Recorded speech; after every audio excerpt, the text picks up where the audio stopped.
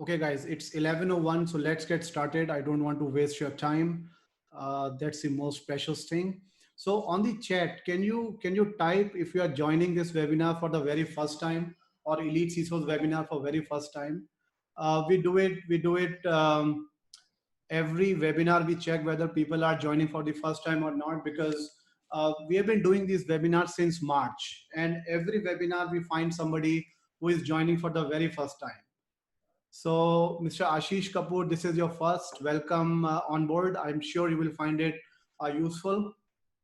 Okay, Anil, Vittal, great. So that's what I say. I mean, we have been doing it since March, and there's a lot of great content that we share.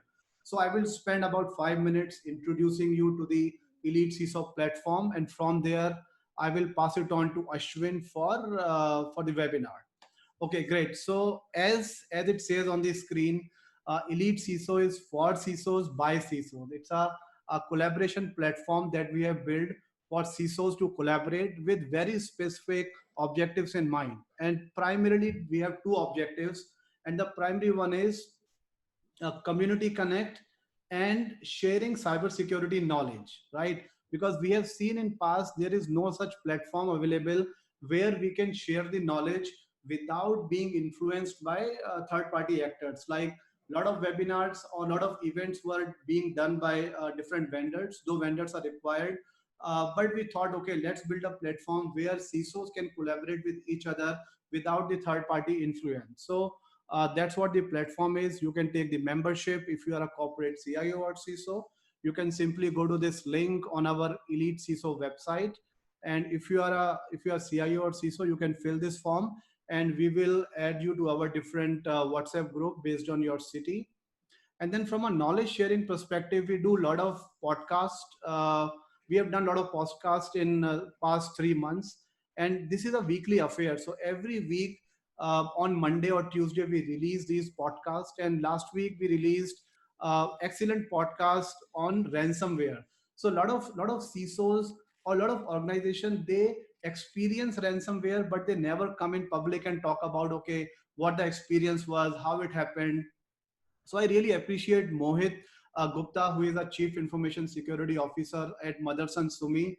He came upfront and talked about his own experience in terms of how did they survive the ransomware attack. So I highly encourage you go to this link podcast page on the site and go through this podcast. It has got real insights in terms of how you can survive ransomware. Okay, apart from that, we do a lot of trainings.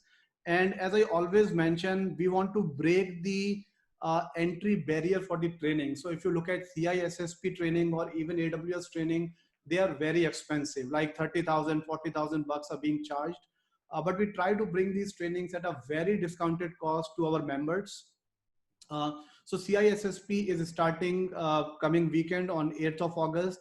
And then AWS security workshop, I'm very passionate about this one because I will spend a lot of time with the faculty developing the contents which are relevant for the CIOs and CISOs. So it is hands-on workshop. You will get a real life scenario to play with. So you can go ahead and register for this. It is starting from 15th of August, and it's a weekend workshop for about 12 hours. Okay. So whether CISSP or AWS security workshop, whatever you like, you can go ahead and register for that. Apart from that, we also do a lot of webinars like the one that you are attending today. And Ashwin is going to talk about the latest trends in cybersecurity post the COVID era in terms of how it is changing. And since we do these webinars every week, so every Thursday we do these webinars. So next week we are doing again a webinar with Cisco, and they will talk about how to leverage machine learning and analytics to improve security posture of your organization. So these webinars are live. You can go ahead and attend. You can go ahead and register. Uh, and apart from that, the current webinar that you are attending with Checkpoint, you can claim your CPE certificate. The CPE certificates can be used for your CISSP and other certifications which require you to constantly prove that you are learning. So all you can do is you can go to Elite CISO website, you can click on this CPE certificate link, you can come over here, you can fill your email ID, your full name, and the secret I will share during the session. So once you enter that secret, you will get a certificate which will look like this. This certificate you can use for your CPE credits. And apart from that, at the end, we will spin this wheel of fortune, and a lucky winner will get an Amazon Alexa. So that's how we are going to roll, and the schedule of the webinar is. It is like 5 minutes I have taken. That's what I wanted to do. Keep it short.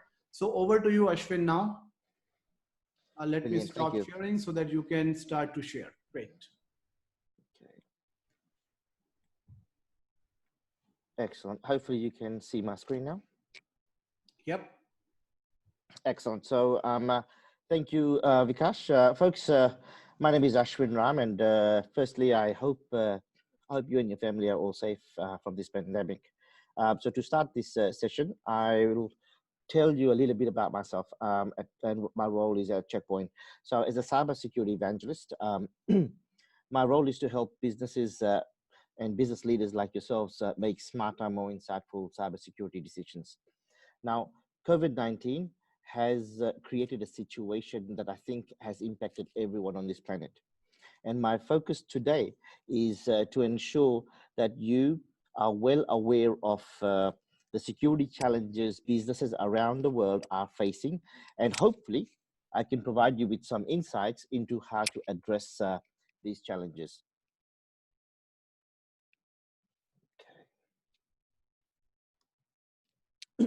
So over the next 40 minutes, we will look at how organizations have dramatically changed the way they operate. We will look at the 3 key changes and how this should affect cybersecurity strategies. I will share with you a survey on the concerns and thoughts on the impact of COVID-19 to their organizations. I will share with you a survey of your peers on the concerns that they have. I will share with you some COVID-19 specific threats and trends as attackers look to take advantage of this pandemic, including some cyber espionage campaign in the APAC region. At Check Point, I think we're in a very unique position of being able to offer advice to business leaders on what works and what does not work in the cybersecurity world. And this is because we have an incident response team. I should mention that anyone can give a call to our incident response team, that you don't need to be a Check Point customer. And in most cases, our customers are very new to us in the incident response part. And so when, because we're dealing with a lot of incident response cases, we get a very, very good insight into what is working. So I'm going to share with you some of those incident response stories.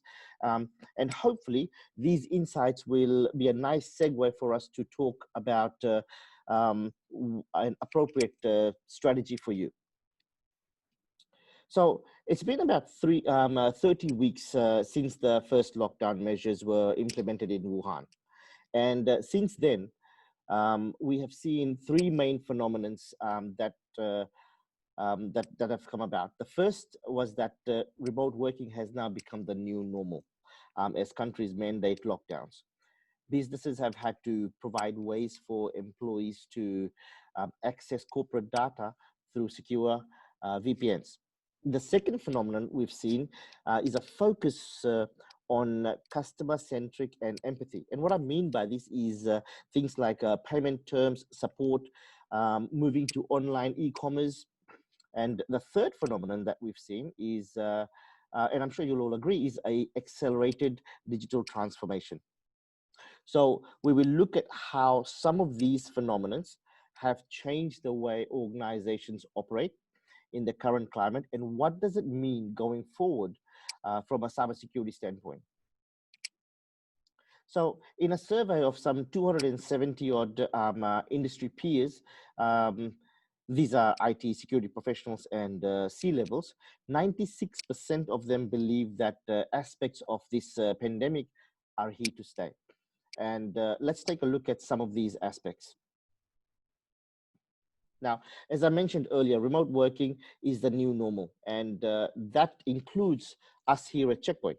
We have had to make changes to the way we operate as well. And just in just 8 days, we had 99% of our employees working from home.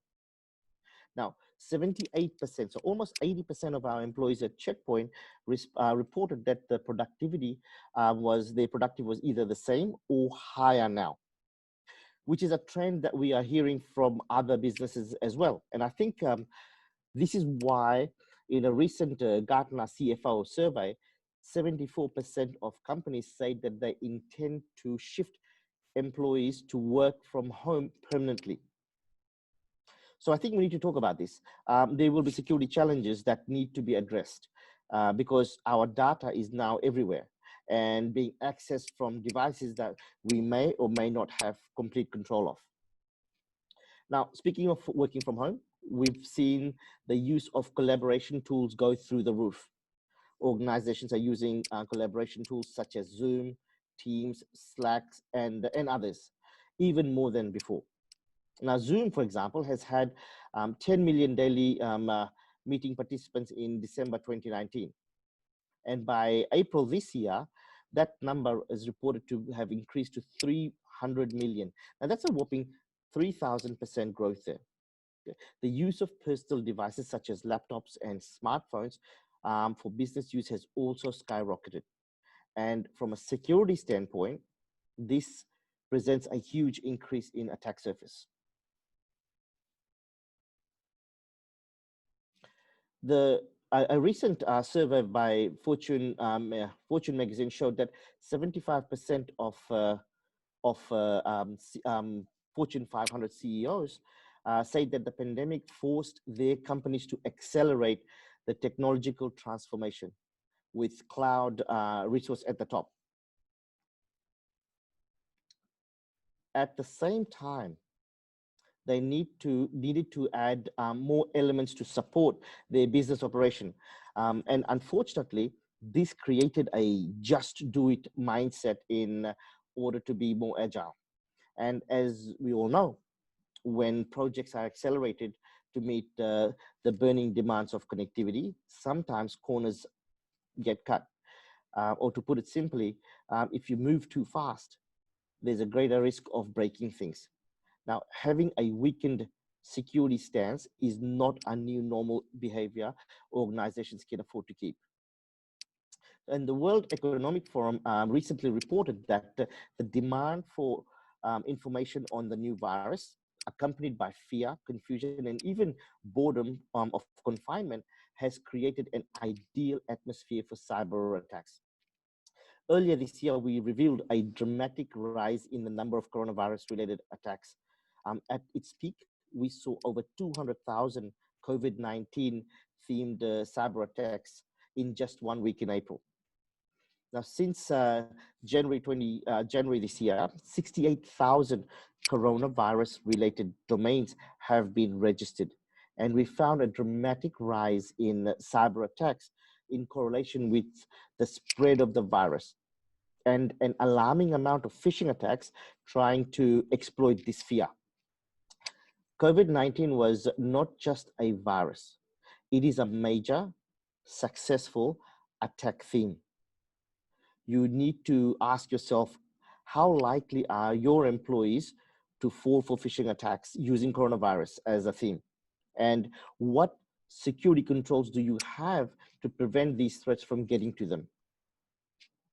The popularity of Zoom during coronavirus period made it a very trendy target based on Checkpoint research observations. We've seen 1,700 new domains that contain the word Zoom in it, right, being registered, and we've identified nearly 70 of them to be either malicious or suspicious. So attackers are using this to trick your employees. So you really need to be aware of lookalike domains and the threat it poses. On the mobile front, our researchers discovered 16 malicious applications, all masquerading as legitimate coronavirus apps. which contained a range of malware aimed at stealing user-sensitive data. The malicious apps were delivered to the victims by side loading. This means the apps weren't downloaded from the official application distribution platforms like App Store or Google Play. So you can see attackers are targeting applications that they know your employees are using. They're targeting smartphones because they know your employees are conducting business on their phones. And they're using this pandemic as a theme to deliver the payload. In April, Internet Index Service showed and reported a 41% increase in the number of RDP service available on the internet as the coronavirus pandemic started to spread. Now, this should be of concern to many of you because we do not want our new normal to be accompanied with what you are seeing on the screen here right now. The rise in RDP services means that these services are exposed to the internet. Now, this is a result of poor planning, lack of understanding of security risk associated with this action, and working with a just do it mindset. And many of the businesses, for many of the businesses, this is not going to end up well.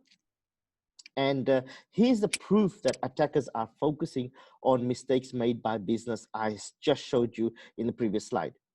This just do it approach is of using remote access technology like RDP and VPN has also been accompanied by a sharp rise in RDP brute force attacks based on the data provided by our friends from Kaspersky here. You have to understand, you just can't expose yourself like this and expect not to be a target. These businesses that you're seeing on the screen here, those that are doing this, they are the low-hanging fruit for attackers. So the number of services running enterprise VPN protocol has gone up by a third, according to Shodan as well. However, what should be of concern to you is that consumer-grade VPNs have also reported a spike in usage, but for a very different reason. With most users stuck at home now, many have resorted to using VPN apps to bypass geo-fenced content, which they can browse from browse the internet from home. In March this year, NordVPN reported a 165% rise in users in just a couple of months. And Atlas VPN reported a rise of 124% of their user numbers. See, the reason you need to be concerned is because these VPN services have vulnerabilities that can allow attackers to launch all sorts of cyber attacks, from spying to key logging or to execute remote code execution. It has the potential to allow attackers a way onto your corporate infrastructure. Now, let's take a look at the survey of your industry peers and their thoughts on coronavirus and its impact on their environment. So when we asked what has been the most prominent effect of coronavirus on your IT assets, security professionals' immediate challenge was to take care of connectivity and remote access at scale, with 86% citing the need to move to remote workforce. When asked during the outbreak what worked best to achieve business continuity, workforce flexibility and collaboration was perceived as the key to business continuity. When asked what are the main security concerns related to coronavirus, we found that security professionals are most concerned about securing remote access workforce, including the human element. And when asked what are the top future cyber related concerns, the top two concerns were increase in cyber attack and attacks on unmanaged home PCs connected to the organization, which was also higher amongst C-levels. And when asked which projects do you consider as a top priority to safely enable the new normal, we found that 79% believe tightening network security with focus on prevention is a top priority for securing the new normal. So what this survey reveals to us is that all of the concerns raised by your peers, your industry peers, create an increased level of cybersecurity risk. With the rush to enable remote access to corporate assets, many companies allowed connectivity from unmanaged home PCs that most of the time lacked basic cybersecurity hygiene, such as updated software or updated patches, updated anti-malware, or any kind of protection really. In another survey we conducted, 65% of respondents said that their company blocked unmanaged PCs from corporate VPNs. However, just 29% of these survey respondents had deployed any endpoint security on their employee's home PC, and only 35% ran a compliance check. Now, this is insane, right? Another alarming find was that with the lockdown, many critical services was being handled by individuals who were granted remote access to critical infrastructures management systems, such as water, train, traffic lights, and so on. And this could expose critical infrastructure to cyber attacks. So be very careful. Now, personal devices, so personal mobile devices are allowed access to networks more than ever now. And many apps are being moved to the cloud for scale purposes. However, many InfoSec and DevOps team rushing to the cloud did not scale their cloud security posture to the level of the traditional data centers. This gap, in simple words, presents a dangerous opportunity for hackers. Folks, when your teams are working a million miles an hour, mistakes will happen.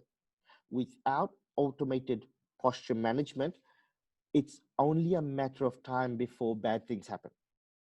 Also, working from home means employees are their own CISOs now. With a drastic shift to allow work from home, we face a reality where our living room is now part of the company's perimeter. And in this situation, data is more in motion than ever before. So the accelerated pace of digital transformation, remote access infrastructure, the drastic move to cloud, I can tell you that these things have already gotten the attention of cyber criminals, to the extent that Forbes mentioned that it's only a matter of time before until the largest cyber attack in history flashes across our screen. And the World Economic Forum has come out and said that we should prepare for a COVID-like global cyber pandemic that will spread faster and further than a biological virus, with an equal or greater economic impact. So we need to be better prepared for a cyber pandemic than we were for the COVID-19 that the world's going through now.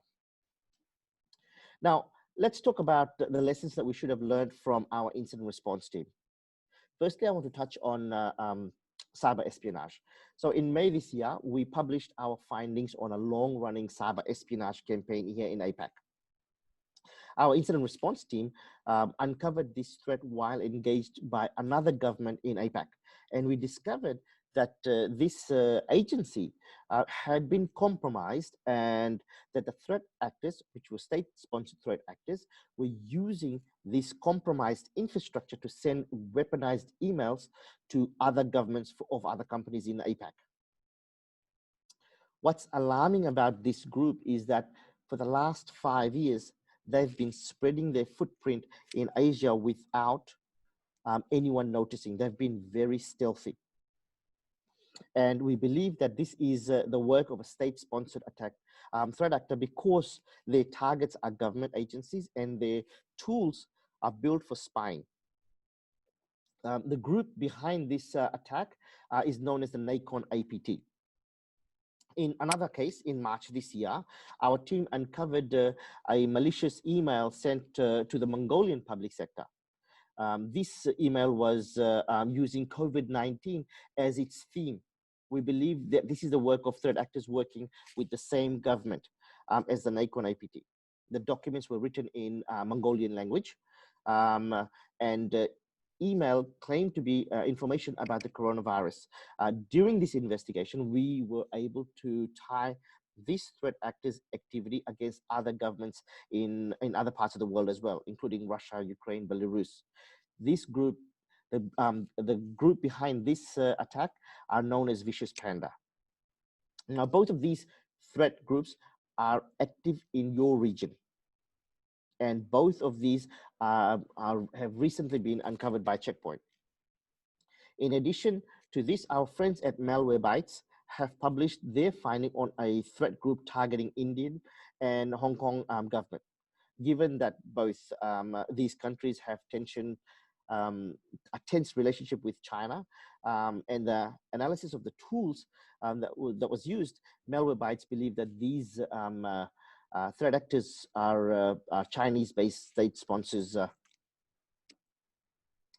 And our incident response team has noticed a marked increase in ransomware attack as well.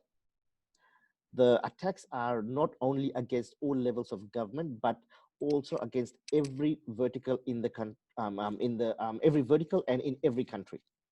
And in a new trend, attackers are not only going after servers, now they're also extorting data on these servers. This gives them like 2 bites the cherry. So what I'm saying is that they are asking for a ransom for the servers and then for the data that they've stolen. And if you don't pay the ransom on time, the next payment will be of a much higher value.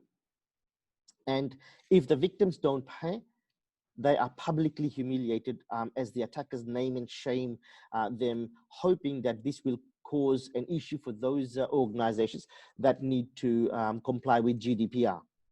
If the tactics doesn't work, then the attackers will sell the data on the dark web. So attackers are trying to monetize their victim over and over again. And this is happening at an alarming rate. We've seen hundreds of victims over the last 6 months. And when we analyze these attacks, a lot of things are in common with these victims. The first thing is that majority of these breaches happen by compromising remote access technology, such as VPNs and RDPs. These were the entry points for the attack. And what we found with most of these victims is that they had unpatched, uncontrolled, unmonitored RDP servers. That was the initial compromise. Most of these companies did not realize that they needed additional security controls around the RDP. One of the things that we find attackers do immediately after they've got a foothold in the victim's environment is to go after, or to leverage vulnerabilities and misconfiguration and go after Active Directory. And this allows them to really move laterally and ingrain themselves into the environment. And of course, once attackers are on your Active Directory, then they can do anything they want. So businesses are trying to move very quickly to enable remote working. However, they are leaving themselves vulnerable to these types of attacks. And ransomware isn't the only type of attacks that we are seeing. We've seen a significant increase in phishing attacks. This is nothing new. It's just that the problem is getting worse. We are very concerned about this because we see a very large increase in customers that are just relying on Microsoft's E3 and E5 instance to provide the entire security of their environment. And that's just not enough these days. You need to have additional security controls in addition to the basic default securities within Office 365. And the main reason is that the attackers know those controls. They know how to defeat them because they are using these controls just like you are. There is nothing stopping any of us going to Office 365, spinning up an instance and testing every aspect, every element of the security controls that are available to find out ways that you can actually defeat them. And the attackers are doing exactly this. What the attackers can count on is that if they use coronavirus as a theme, they are likely to get your employees to click on the link. It could be as innocent as clicking on a link to check coronavirus hotspot. The only thing the attackers need to do is get your employees to click on a link or open a document. And when it happens, when these emails appear to be from trusted sources and reputable sources, the likelihood of this happening is in the attacker's favor. Now, my final thought on the topic of incident response is that we see so many businesses hopelessly underprepared for a cyber attack. And now with employees working remotely, and they're using their own devices and to access corporate data, it's just making the situation worse. We see so many organizations, incident response plans that have never been tested, not by a third party that carries out incident response day in, day out. You might have a great incident response plan, but it doesn't hurt to get it validated. Also, you have to practice incident response. Do a tabletop exercise with your executives, with your entire incident response team. Believe me, when the time comes and your team is under pressure, you'll thank me. With all the changes that's happening with your environment right now, it's critical to get a compromise assessment done as well. So let's take a quick look at similarities and lessons we can learn from a biological pandemic and apply them to the cyber world. If we look at the infection rate, we can see here that a cyber infection can spread much quicker. If we take WannaCry, for example, in just 2 days, that threat ripped through 130 different countries. Whereas the first registered coronavirus incident outside of China took nearly 2 weeks. With a biological pandemic, best treatment is vaccines. While in a cyber pandemic, best treatment is real-time prevention using zero-day threat prevention. You have to rely on threat intelligence, posture management, and leverage the power of artificial intelligence and automation. Having the right architecture here is absolutely critical. And by that, I'm talking about segmentation and micro-segmentation, where it's applicable. We urge you to prepare for the cyber pandemic that Forbes and World Economic Forum are warning us about. I highly recommend ensuring your entire IT ecosystem is in line with zero trust architecture, zero trust framework. Don't forget to include endpoints, IoTs, mobile as part of your zero trust architecture as well. Don't let these things be the weakness in your cybersecurity strategy. We can help you run run zero trust workshops to ensure your entire IT ecosystem is in line with the zero trust framework. Now, with a biological pandemic, you have to use masks, right? Exercise good hygiene and keep social distance. I should also add that you need to make sure that your PPE or your personal protection equipment is of high quality and proven to protect against these types of threats. This is essential. In the cyber world, having security controls that with a proven track record is also just as important. We refer to this as security effectiveness. Not all face masks are of the same quality. You would not just trust a face mask, no matter how good it looks, right? Or what the brand brochure says, the marketing brochure. What you want is a tick of approval from relevant authorities and standards body, so that you know your investment is in line with the best products to secure your health. The same should apply when it comes to protecting your organization against cyber pandemic. You have to ask the question, how effective is the solution at protecting my organization? How quickly does my security vendor respond to new and emerging cyber threats? Ensuring end user training, making sure all systems are patched are essential as well. Using multi-factor authentication is absolutely going to help. The key message here is that there is no silver bullet. You have to focus on a lot of different areas, and you've got to do them well to fight off a cyber pandemic. So you must adapt your security to the new normal way of working. And here are our top tips. Okay? You have to focus on real-time threat prevention. We all know vaccination is better than treatment. This mindset applies in cyber world as well. Every part of the chain matters. The new normal requires business and organizations to revisit and check the security level of every part of your IT ecosystem, including people, process, and technology.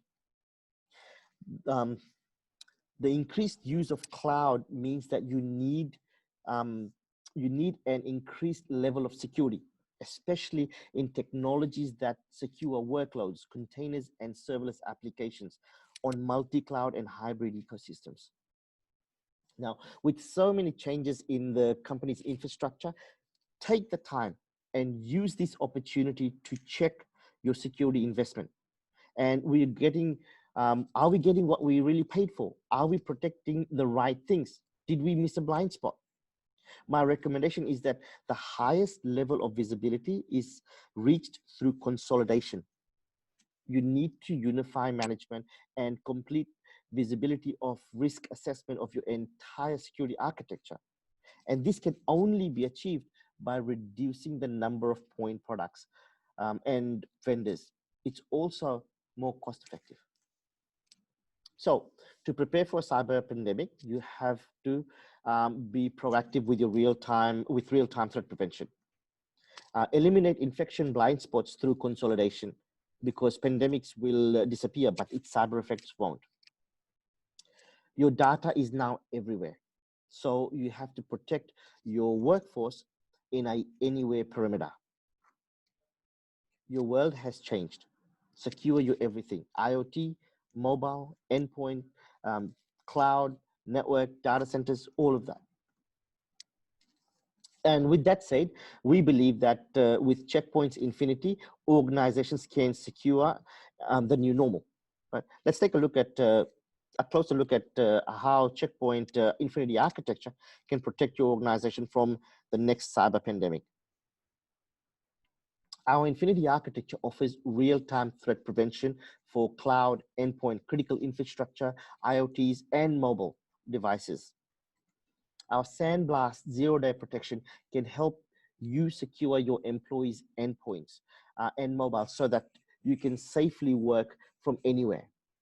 Checkpoint's Maestro addresses the challenge of business continuity by providing seamless, secure, scalable platform for your data center. But your investment in these technologies does not need to break the bank.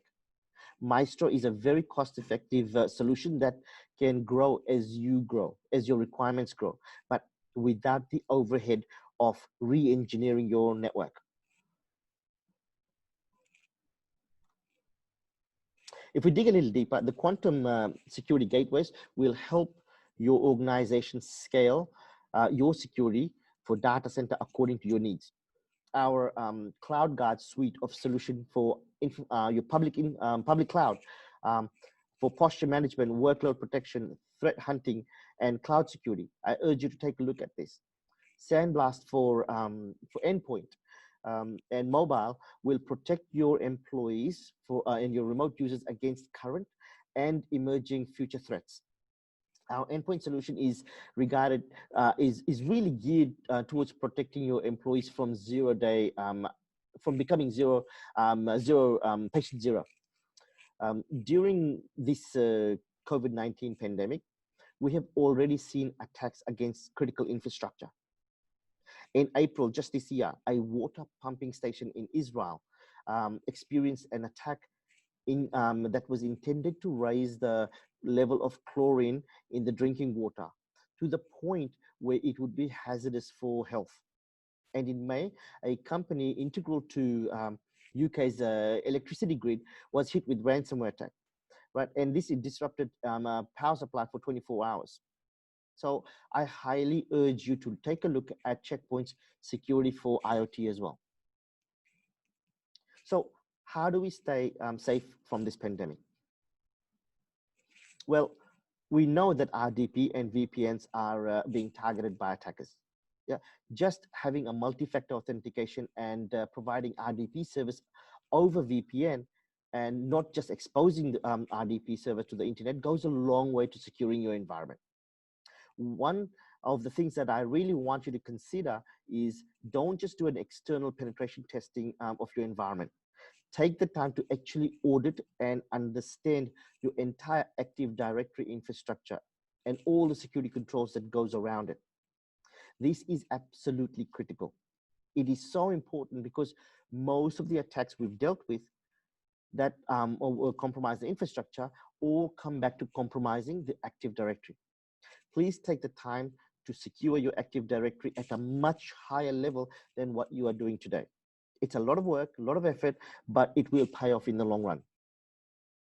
The next thing I want you to consider, especially for ransomware attacks, is a next generation endpoint technology. For example, our Sandblast agent for endpoint. This gives you a fighting chance if an attacker was able to break into your RDP server and move laterally to your Active Directory. You still have more layers of control that can help you. You have to look for behavioral next generation endpoint that gives you the capability to identify not just directly malicious things, but malicious actions and behavior. You should also consider technology that has anti-ransomware built in so that you have the ability to roll back any activities that ransomware attack would have carried out. Look for things that are using pass the hash attack techniques. Look for endpoint security that can look at WMI calls and other Windows system calls.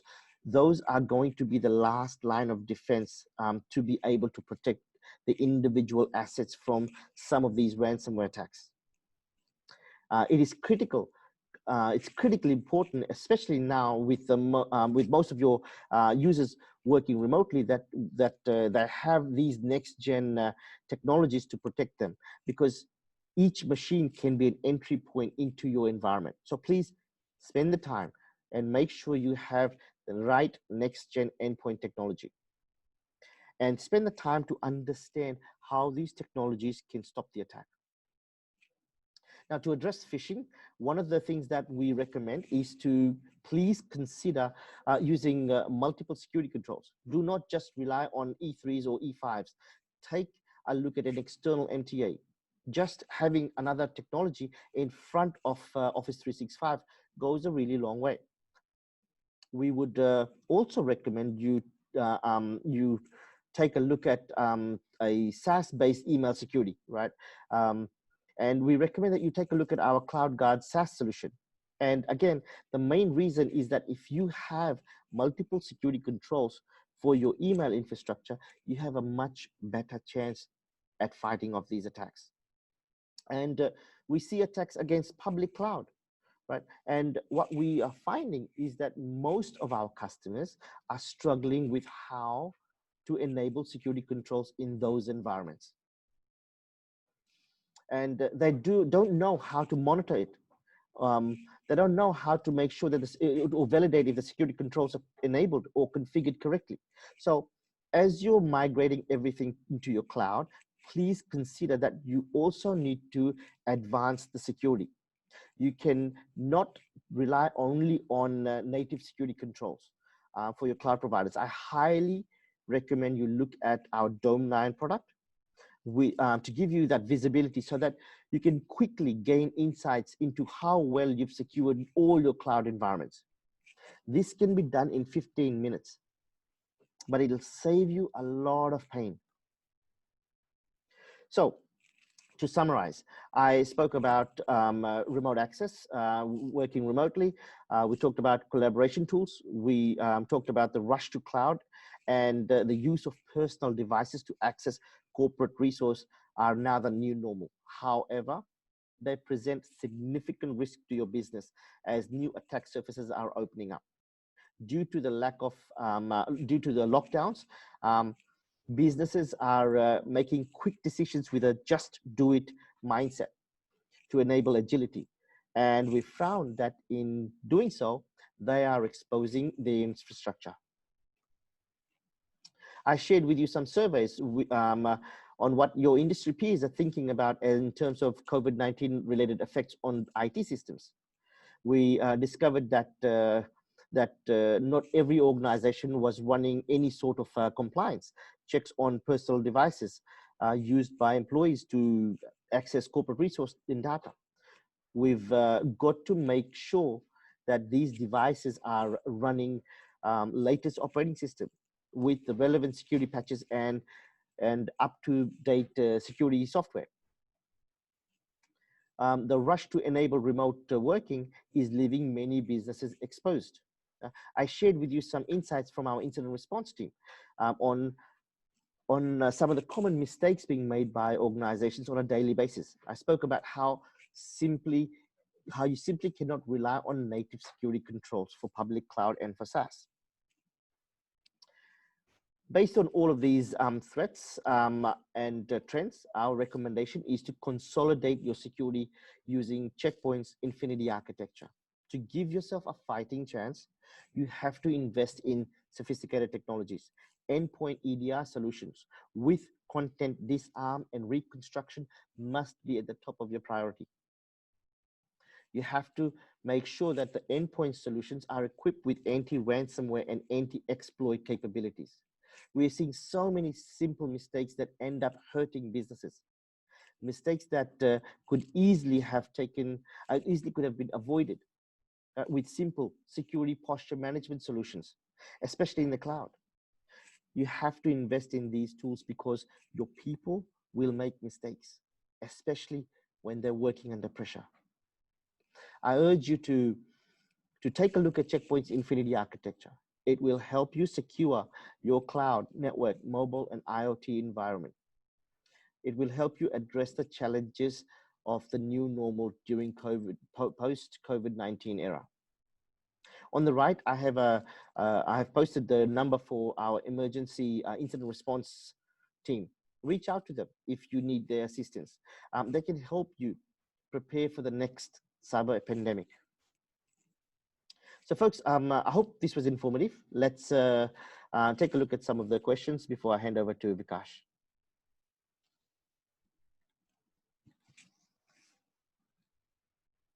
Okay, let's see if there's any questions here. Okay, see the chat, let me see. Q&A. Okay, I've got two questions here. Is this Check Point Infinity solution a SaaS solution or can be deployed on prem as well? That's a great question, Manish. So Infinity architecture is a solution that allows us to secure all your ecosystems, regardless of whether it's a SaaS-based solution like Office 365, or if it's your data center, or if it's your mobile phone, or if it's your endpoint. So we can secure all of these ecosystems for you. The management of that can be on-prem or it can be cloud. So it can be a hybrid as well. So it's very flexible solution. Great question. Next one is, while adopting a zero trust approach to cybersecurity, how to manage multiple devices with stronger real-time security mechanism? Great question, Vivek. So here's the thing about strong cybersecurity. The most important thing is that you've got to have a strong threat intelligence platform, right? That means you've got to be able to leverage indicators of compromise. What I'm talking about here are threat indicators. You've got to be able to leverage those and consume that in a way, in an automated fashion, right? So you've got to deploy threat prevention solution and you've got to consume threat intelligence. And you've got to make sure that you're addressing all of the different pillars. And it's really important to also go into this with a mindset of prevention as opposed to just detection, okay? Where it makes sense, of course. Next question is, what are the integral parts of your Infinity solution appreciate if you can share a quick insight. So again, so Infinity architecture allows us to look at cybersecurity holistically, right? That means we focus on endpoints, we focus on mobile phones, we focus on cloud infrastructure, we focus on networks, we focus on all your IT ecosystem. Within the cloud, there's various different types of clouds. So you got infrastructure as a service, you got SaaS, you got PaaS, all of these, we can address these. So I'm talking about in the infrastructure world, I'm talking about things like addressing workload security, serverless security, containers, these things, Kubernetes, being able to provide you with visibility and posture management. So posture management, by the way, means how well have you configured your security in all of those ecosystems, right? And we can do that across various different ecosystems. Next question here is from Sanjeev. Can you integrate Checkpoint device with any third-party products of security? In most cases, yes, absolutely. Have a look at, go to Checkpoint website. We have a tab there for technology partners. We can integrate with various different technology partners using API integration. I've just done a project with Exilian, for example, where we used APIs to integrate with that. So there are lots of different technology partners we've partnered with, and yeah, absolutely, we can integrate with them using APIs. Any other question? Okay, here's another one. Okay, could cloud providers are there ways? Cloud provider, are there way why we need to worry security apart from Cascade? Yeah, absolutely, you need security in the cloud, and let me explain to you why. So you know, we have this thing called EA, right? There's EA stands for early availability, where we allow our some of our partners or customers to try out our product, and so when we do this, we actually assign an R&D engineer to that customer who's trying out our product. And so we were trying out a product in called Logic, and Logic, or it allows us to do threat hunting in the cloud. So we tried this out with one of our customers, and one of the things that we found is, I'm not sure if you guys are all aware of what exit nodes are. Exit node is basically just these infrastructures are what you use tool uses it to access the dark web. And what we found is that this particular customer had an exit node in their AWS infrastructure. Now these guys had when we told the company, the CISO was absolutely shocked, because they had deployed all the native controls, or they deployed all the things they thought they had done everything correctly, but there was this one machine that for a little while was an exit node. And the thing with exit node is that I can use my laptop as an exit node for however long I want. I could maybe for a minute, two, whatever, right? And so in this case, we were able to show him, based on our threat intelligence, that hey, you've got a machine that's compromised. And so this is the reason why you need these types of advanced security controls in your cloud ecosystem. What else do we have? How does your product is updated for latest vulnerabilities? Great question, Manish. So I'm not sure whether you're asking how our product, how many vulnerabilities we have, but or how we address vulnerabilities for our customers in terms of the applications they're running. So I'm going to address both of them. Checkpoint is actually very well known to have very, very small amount of vulnerabilities in our code. And I urge you to have a look at our response time to vulnerabilities in our code. We take security very, very seriously. So if there's a vulnerability in our code, we will address it very quickly, because we understand that a security vulnerability can expose our customers, right? And I urge you to have a look at the industry, and you'll notice that that Checkpoint is right up the top there in terms of our sense of urgency in this space.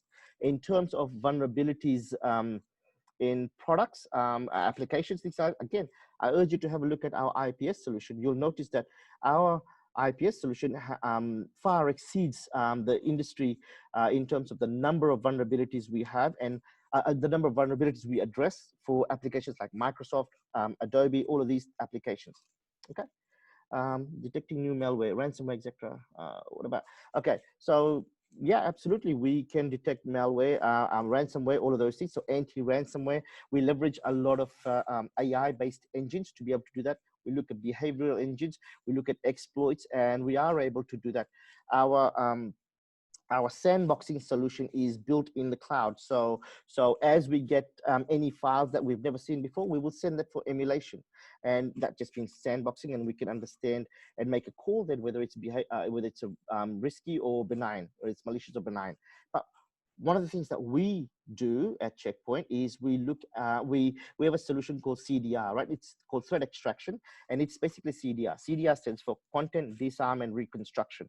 It means as a file is coming into our customer's environment, we will take that file, let's say it's an Office document, we will deconstruct and reconstruct it again with only known good parameters. And this is how we protect patient zero, because we know that it takes a couple of minutes for our sandboxing to give us a verdict. So we can do these on the fly. This is fantastic for roaming users. This is amazing for anyone that's trying to download a file via web. We can do things on the fly and make sure that we are addressing and removing any threats that may be embedded in there.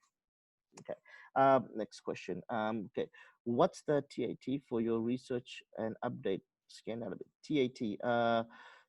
Look, what I would recommend is so our research. You can find most of our research from research.checkpoint.com. Our threat intelligence platform itself is known as Threat Cloud. Right, that's the platform through which we share our threat intelligence. Cool. I think Vikash, I think that's turnaround time. Turnaround time for threat intelligence is very, very quick. The moment we identify a malware, our threat intelligence platform will then push that indicator out to your mobile phone, to your endpoint, to your network, to your cloud, anywhere you basically run a checkpoint enforcement point with threat prevention capability, which means that the engine has the ability to consume threat intelligence. We will automatically forward our threat intelligence to those devices very, very quickly. And what this allows us to do is actually then address and negate the threat of a cyber attack campaign specific to our customers. Okay. I have mixed users, half cloud and half on-prem. We have about 5,000 users in hybrid form. I'm also looking for Office 365 solution in-house applications. Okay. Yeah, sure. Satish, reach out to my colleagues in India or to myself, and we'd be more than happy to have this conversation. So my details are listed on the screen there. Any significant changes on RAT functionality considering Infinity architecture? Look, every major release of that we bring, there's always going to be performance improvements, right? We are a software company, which is very nice, because it means that every release there's performance improvements. But it's not just about performance improvements; it's also making sure we're addressing the latest and greatest threats as well, and adding new capabilities to our solution. So I urge you to have a look at RAD.40 as well. So Rahul, RAD.40 is the latest release, and you can look at the. I recommend you look at the release notes. The release notes will let you know all the new capabilities that we've introduced in our platform. Okay. All right. I think Vikash, I think that's the last question. Great. Thanks, Ashwin. Appreciate all the insights. Great session. No Let me share the screen. Can you stop sharing your screen if possible? Certainly. Great. So share screen.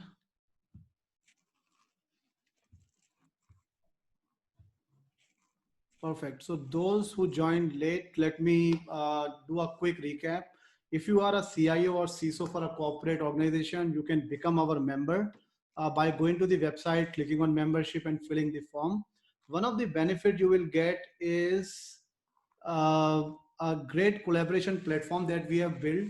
And this is the Discord channel. If you are not on Discord, you are missing a lot of good content in terms of, collaboration, industry news, threat intel and all. So if you look at this one, we already have about 174, 75 people on our Discord channel. And we share different information over here, like the recent ransomware attack, which happened at Garmin. And even after that, Maze is attacking different organizations. So how to defend from Maze? Canon recently got hit. So we are getting all this information on our Discord channel. So if you want to join the Discord channel, send me an email over here, vikas.arora@eliteciso.com, and I will share the invite for the Discord channel where we share a lot of intel with the security professional. Again, these are closed groups only for CIOs and CISOs, so you can do that. And apart from that, as I said, one of the benefit of membership you will get is the highly discounted training. The hands-on 12-hour workshop of AWS starting from 15th August is 3,500 Indian rupees. I mean, you cannot beat that price. As I say, Elite CISO is a non-profit entity. All we are doing is bringing quality education and a collaboration platform for the members. So take a benefit of that. And apart from that, so the registrations are live. You can click on registration link and then you can register, and I'll add you to a workshop group. And people are asking how to get CP certificate. For that, again, go to the website, click on the upcoming event section, and if everything works fine, the site will load. Yes. Click on this guy over here, CP certificate. This will take you to a different form.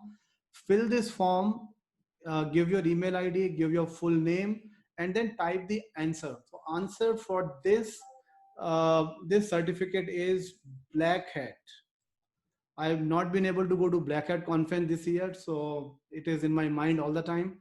It is case sensitive. Every time people type B capital, entire capital, so it is not like that. It is small Black Hat. Once you submit that, you will get the certificate. Okay. Now coming to the most exciting part that everybody is waiting for, and people are joining in the end as well. So all those people who registered, their name is in this fortune wheel, as we call it. So I will spin this wheel and it will randomly pick one winner, and that winner will get a Amazon Alexa, the discounted one from Amazon as a Prime Day sale. So that's what you will get. And if you are not here in the session, you miss the chance, right? So if your name appears, go to the chat and type yes, I'm here, and you will get the and I'll get in touch with you for the delivery. Okay, guys. So I'm going to spin it now. Let's see who the lucky winner is going to be.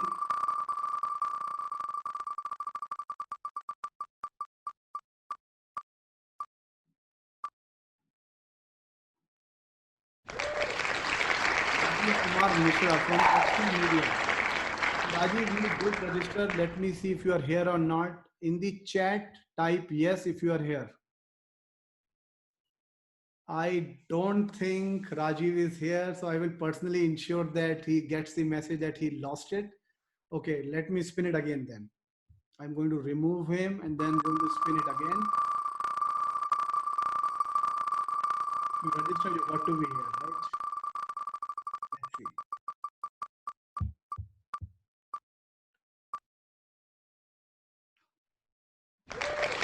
Hello, Global Logic. Alok is here, but Alok is part of Elite CISOs chapter admin. So Alok, you are not eligible, right? Okay, I will spin it again. Hard luck, Alok. My name also might come. Even I will not be eligible. Let's see who the lucky winner is.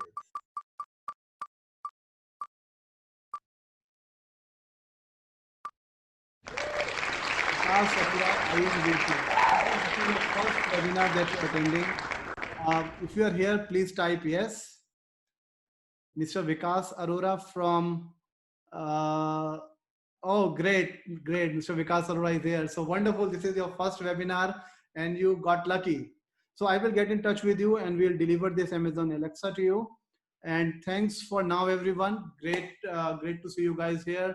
And next week, again, we have a webinar with Cisco. So go ahead on the site and you can register for that as well. We are bringing, again, great insights on securing with leveraging analytics and machine learning. So thanks for joining, guys. Bye for now.